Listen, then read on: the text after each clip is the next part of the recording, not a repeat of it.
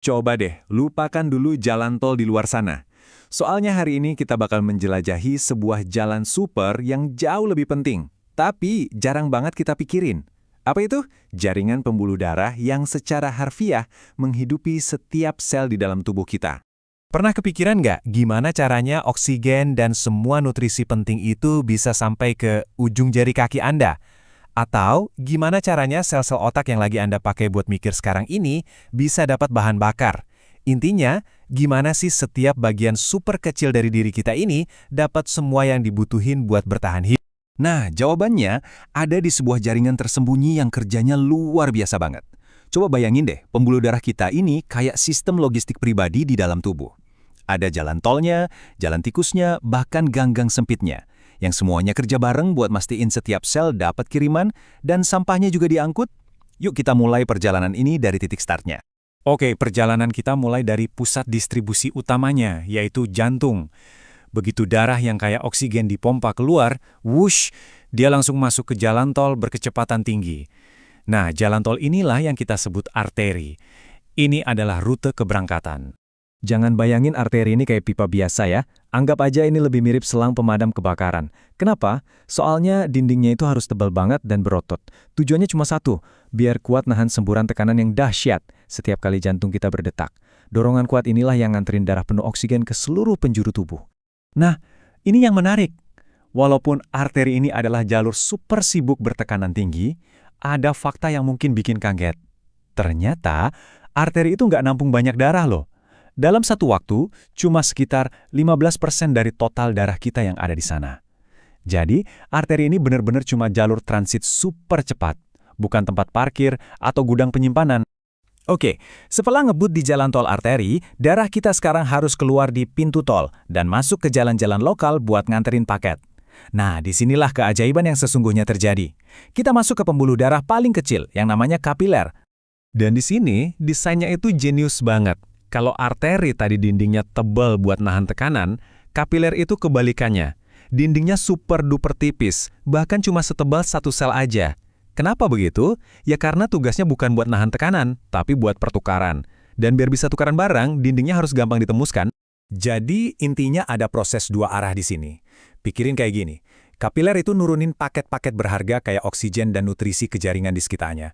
Terus, di waktu yang sama, dia juga ngangkut sampah kayak karbon dioksida dan sisa-sisa metabolisme dari jaringan itu. Nah, inilah tujuan utama dari seluruh perjalanan darah. Tapi tunggu dulu, ada fakta unik nih. Ternyata, gak semua bagian tubuh kita itu dilewatin sama jalan raya ini. Ada beberapa area, contohnya tulang rawan. Dan yang paling keren, kornea sama lensa mata kita itu sifatnya avaskular. Artinya, mereka nggak punya pembuluh darah sama sekali. Mereka dapat nutrisi dengan cara yang beda. Luar biasa ya. Oke, jadi paket udah diantar, sampah udah diangkut. Sekarang, darah yang udah selesai kerja ini harus balik lagi ke pusat pengolahan, yaitu jantung dan paru-paru. Yuk, kita ikutin perjalanan pulangnya lewat sistem vena. Nah, kalau tadi arteri itu ibarat jalan tol bertekanan tinggi, vena ini lebih mirip sungai besar yang alirannya tenang. Tugas utamanya adalah ngangkut darah dalam jumlah besar, balik lagi ke jantung. Karena tekanannya jauh lebih rendah di sini, otomatis struktur pembuluhnya juga beda banget. Dinding vena itu lebih tipis, karena emang didesain buat nampung volume, bukan nahan tekanan. Tapi fitur paling cerdasnya adalah katup satu arah. Coba deh bayangin, susahnya ngedorong darah dari ujung kaki balik lagi ke jantung, ngelawan gravitasi seharian penuh. Nah, katup-katup inilah pahlawan tanpa tanda jasa yang tugasnya mastiin darah nggak ngalir balik ke bawah. Dan angka ini benar-benar nunjukin perannya. Percaya nggak, sekitar 75% dari darah Anda saat ini lagi santai di dalam sistem vena. Ini ngebuat vena jadi semacam waduk atau reservoir utama darah di tubuh kita. Tentu aja ya, namanya juga sistem jalan raya, pasti bisa ada masalah. Jaringan pembuluh darah kita juga gitu, bisa ada kemacetan, penyumbatan, atau bahkan jalannya rusak. Coba kita lihat beberapa masalah yang paling umum terjadi. Ada beberapa masalah lalu lintas yang sering muncul. Misalnya, aterosklerosis. Ini mirip pipa mampet, di mana plak numpuk dan bikin jalur arteri jadi sempit.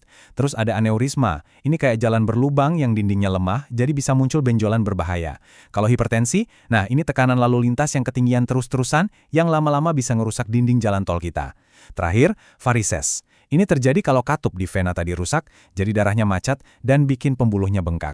Jadi, setelah ngikutin seluruh perjalanan ini, jelas banget kan, sistem pembuluh darah kita itu bukan sekedar pipa-pipa biasa. Ini adalah jalur kehidupan yang super dinamis dan penting banget. Setiap jaringan di tubuh kita itu bergantung sepenuhnya sama kelancaran lalu lintas di jalan raya ini buat bisa bertahan hidup. Jaringan yang super canggih ini kerja tanpa henti loh. 24 jam sehari, 7 hari seminggu, cuma buat mastiin Anda tetap hidup. Nah, setelah kita lihat betapa vitalnya sistem ini, pertanyaannya jadi simple.